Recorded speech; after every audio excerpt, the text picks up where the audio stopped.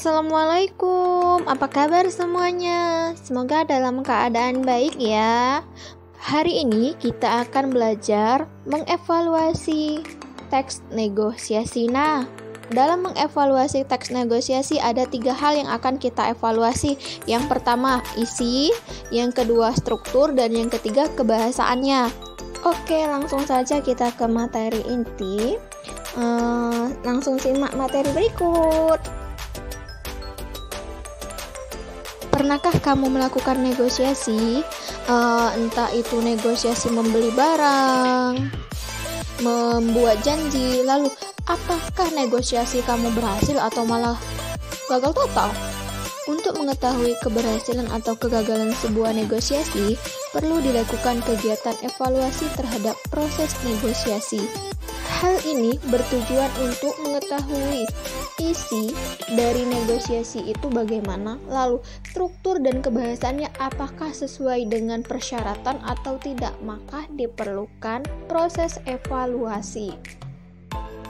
Untuk lebih jelasnya, coba kita simak proses dari negosiasi tersebut. Nah, proses negosiasi ini terbagi menjadi 3 bagian, yaitu tahap pertama, tahap kedua, dan tahap ketiga.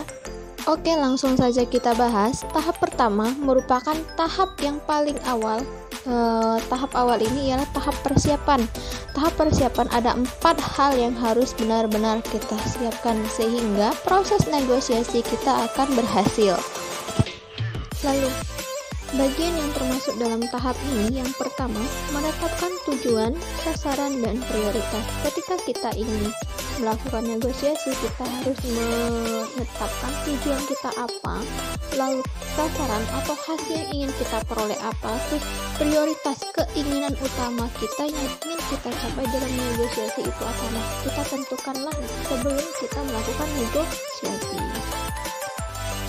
Bagian kedua, mencari informasi tentang pihak lawan. Nah, ketika kita ingin mencapai sebuah kesepakatan, ada baiknya sebelum kita melakukan negosiasi, maka kita cari informasi tentang namanya, tujuan dia untuk negosiasi itu apa, dan kepentingan-kepentingan apa saja yang ingin diperoleh oleh pihak lawan ketika bernegosiasi dengan kita.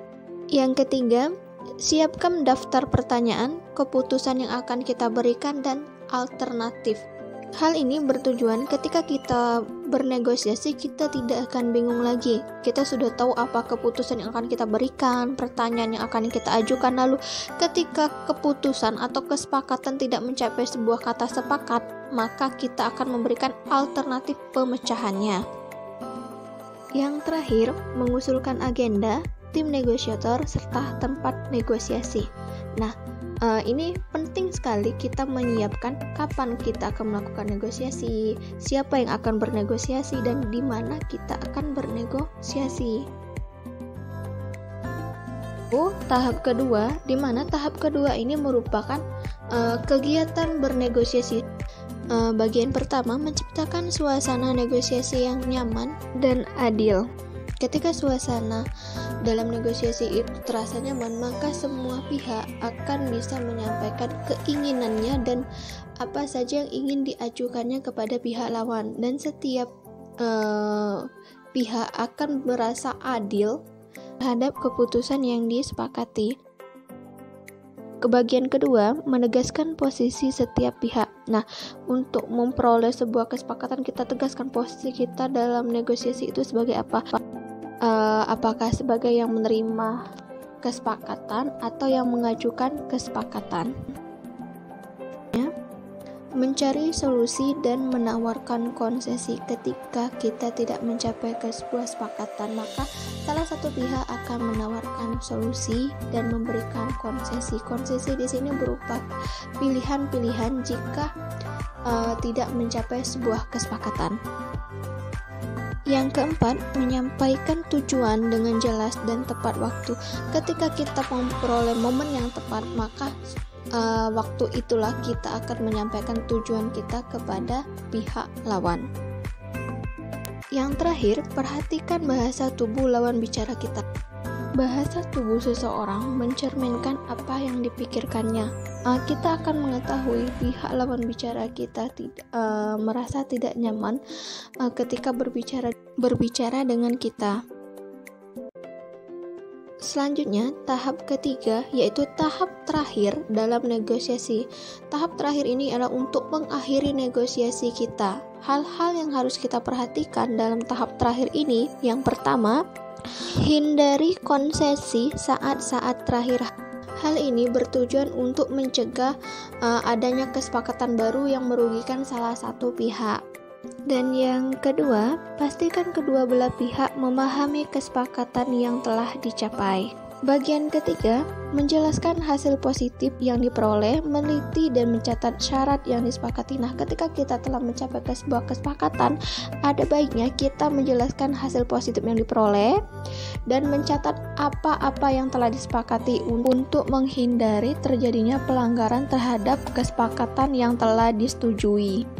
Dan yang terakhir, membuat kesepakatan tertulis dan ditandatangani. Untuk lebih meyakinkan, maka kita harus membuat kesepakatan itu menjadi tertulis dan ditandatangani. Ini biasanya dalam bentuk negosiasi perjanjian. Kalau dalam bentuk negosiasi jual beli, biasanya antara pembeli dan penjual akan berjabat tangan.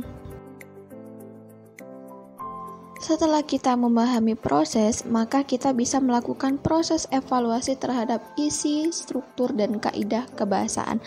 Apakah isinya sesuai dengan rencana awal? Strukturnya apakah kita sesuai dengan struktur ketika melakukan negosiasi? Dan kaidah apakah sesuai dengan yang telah dianjurkan atau tidak?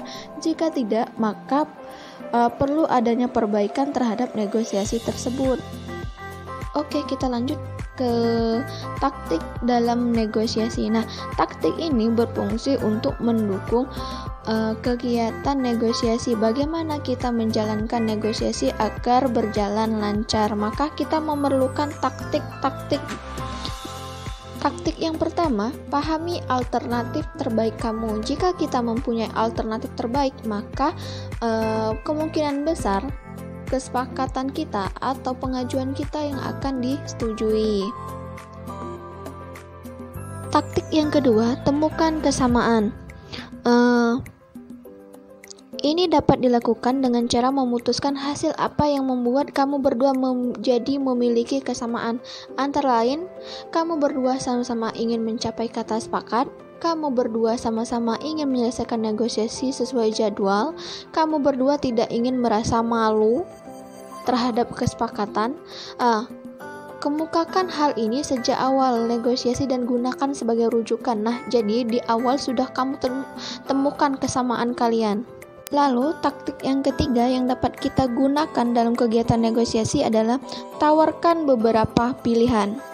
Dengan hanya menawarkan satu solusi pada sebuah masalah, meski itu mungkin adalah pilihan kamu yang terbaik, namun itu hanya akan membatasi pihak lawan, bahkan mungkin memperpanjang atau merusak negosiasi. Tetapi jika kamu menawarkan beberapa cara untuk mencapai target, kamu akan bisa mencapainya dengan lebih cepat.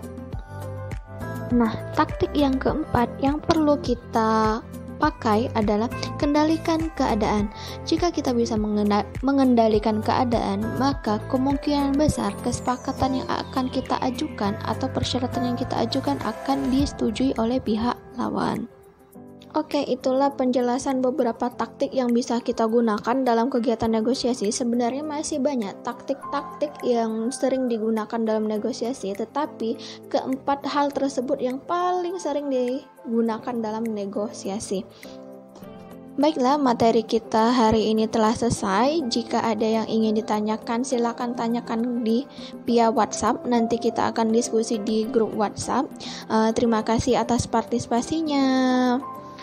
Ketemu lagi di jadwal pembelajaran selanjutnya. Ibu akhiri dengan wassalamualaikum warahmatullahi wabarakatuh. Jangan lupa semangat.